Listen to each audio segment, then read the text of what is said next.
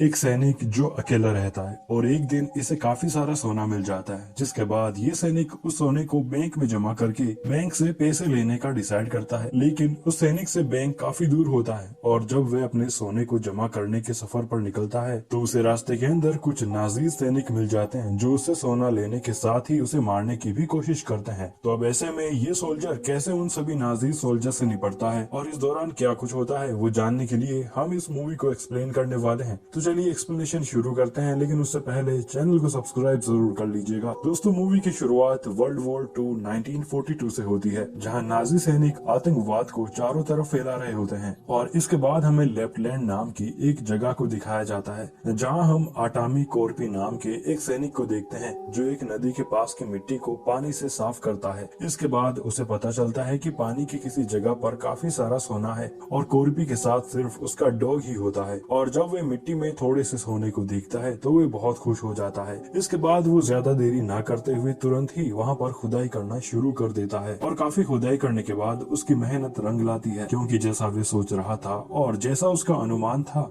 वो बिल्कुल सही निकलता है, क्योंकि जहाँ पर वो खुदाई करता है वहाँ पर उसे सोना मिल जाता है, जिसे देखकर उसकी आंखें खुली की खुली रह जाती है। वह हैरान हो जाता है और साथ ही उसे बहुत खुशी भी हो रही होती है और अब उसे पता चल जाता है कि अब वो एक अमीर आदमी बनने वाला है और माला माल होने वाला है। इस वजह से वो रात तक तो उस सारे सोने को ही जमीन से बाहर निकाल देता है और अब उसे इस सोने के बदले पैसे लेने के लिए उसे इस सोने को बैंक में जमा कराना होगा। इस वजह से फिर कॉर्पी अगले दिन सारे सोने को अपने घोड़े पर लादता है और साथ ही अपने हथियारों के साथ और अपने डॉग को लेकर हेलसिंकी की बैंक की तरफ रवाना हो जाता है। और काफी लंबा सफर तय करने के बाद कॉर्पी के सामने नाजी के सैनिकों का एक छोटा सा दल आ जाता है और वे सभी सैनिक कॉर्पी को देखने लग जाते हैं और उनके पास उनके ट्रक के अंदर कुछ रशियन लड़कियां भी होती है और उन लड़कियों के पास से वुल्फ नाम का सैनिक बाहर आता है और वे अपने जनरल ब्रूनो को कहता है कि उन्हें कॉर्पी को पकड़ना चाहिए, क्योंकि वो भी कॉर्पी को देख लेता है। इसीलिए वह अपने जनरल से पूछता है कि क्या हमें उस आदमी कॉर्पी को पकड़ना चाहिए। लेकिन जब जनरल ब्रूनो कॉर्पी को देखता है तो वे वुल्फ को बताने लगता है कि वो आदमी कॉर्पी जिस डायरेक्शन में जा रहा है वहाँ पर सिर्फ मौत है। इस वजह से फिर जनरल ब्रूनो अपनी टुकड़ी के साथ वहाँ से आगे निकल जाता है। इसके बाद जब कॉर्पी वहाँ से आगे बढ़ता है तो उसे अपने सामने कुछ मरे हुए लोग दिखाई देते हैं और तभी उसे 3 सैनिक रोक लेते हैं और उसे पकड़ लेते हैं और उससे कहते हैं कि आगे रास्ता नहीं है। और जब वे कॉर्पी के पास का सोना देखते हैं तो वे उस सोने को वहीं पर छोड़कर कॉर्पी को आगे जाने को कहते हैं और साथ ही उसका मजाक उड़ाते उड़ाते उसे मारने लगते हैं। और पहले तो कॉर्पी शांत रहता है, वो उन्हें कुछ भी नहीं करता है। इसके बाद जब कॉर्पी अपने डॉग को वहाँ से भगा देता है तो वे सैनिक उसके डॉग के ऊपर ही निशाना लगाने लगते हैं। यह देखकर कॉर्पी को बहुत गुस्सा आ जाता है और वे तुरंत ही उनमें से एक सैनिक के सिर में चाकू मारकर उसे जान से खत्म कर देता है। और यहाँ पर शांत कॉर्पी अशांत हो जाता है और वे बहुत ही बुरी तरीके से ब्रूटली उन सारे सैनिकों को एक एक करके मार देता है। और यहाँ पर हमें कॉर्पी का एक अलग खतरनाक वाला रूप देखने को मिलता है। वहीं दूसरी तरफ गोलियों की आवाज को जनरल ब्रूनो भी सुन लेता है। इस वजह से वे घूमकर उस जगह पर आते हैं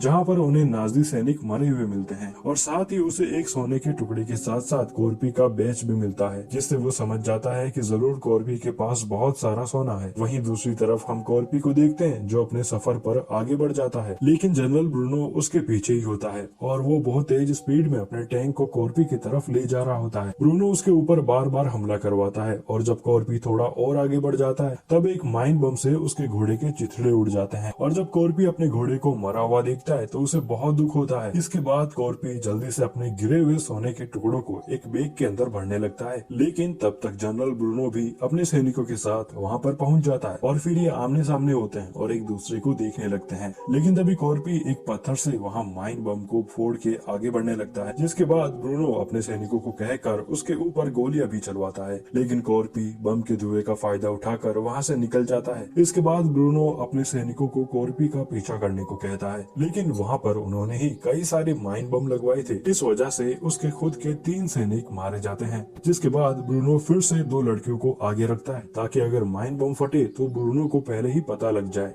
इसके बाद वह दोनों लड़कियों को आगे करके कॉर्पी का पीछा करने लगता है। इसी बीच वोल्फ अपने बेस से कॉर्पी के बारे में पता लगा लेता है और वह ब्रूनो के पूछने पर उसे बताता है कि उस आदमी का नाम अटामी कॉर्पी है। नाम तो उसके बेस से ही पता चलता है, लेकिन वोल्फ बताता है कि वो एक बहुत ही खतरनाक रशियन सैनिक है। जब आर्मी वालों ने उसके परिवार को मार दिया था तो वह अकेला ही उसकी पूरी आर्मी पर भारी पड़ गया था और कॉर्पी को सभी रशियन एक अमर आदमी बुलाते हैं। लेकिन फिर भी ब्रूनो वोल्फ की बातों पर ज्यादा ध्यान नहीं देता है। उसे कॉर्पी इतना भी खतरनाक नहीं लगता है, वो सिर्फ उसका सोना हासिल करना चाहता है, इसीलिए वे लगातार आगे बढ़ते हैं। वहीं कॉर्पी छिप जाता है। दरअसल वे उन्हीं के ट्रक के नीचे छिप जाता है और ट्रक के ऑयल को अपने ऊपर लगा लेता है ताकि उसे डॉग सूंघ न सके। और जब कॉर्पी वहाँ से निकल कर भागने लगता है तब वोल्फ उसे देख लेता है और उसके पैर में गोली मार देता है। और जब डॉग उसके ऊपर हमला करने वाले होते हैं तब कॉर्पी अपने आप को आग लगा लेता है और जल्दी से पास के एक तालाब के अंदर कूद जाता है। और जब एक सैनिक उसे ढूंढने के लिए पानी में जाता है तो कॉर्पी पीछे से उस सैनिक पर हमला करके उसे मार देता है और साथ ही वो बोट के ऊपर मौजूद बाकी सैनिकों को भी मार देता है। इसके बाद कॉर्पी एक सैनिक को उठाकर वहाँ से भागने लगता है और उसके ऊपर जितने भी हमले होते हैं वो सारे उस मरे हुए सैनिक के ऊपर ही होते हैं। इस वजह से कॉर्पी बच जाता है। इसी बीच ब्रूनो देखता है कि कॉर्पी का डॉग उसके पास आ चुका है। इस वजह से ब्रूनो उसे पकड़ लेता है। वहीं कॉर्पी पूरी रात चलता रहता है और इसके बाद वो पास के छोटे से शहर में जाता है जिसे कि जर्मन्स जला देते हैं। और वहीं पर कॉर्पी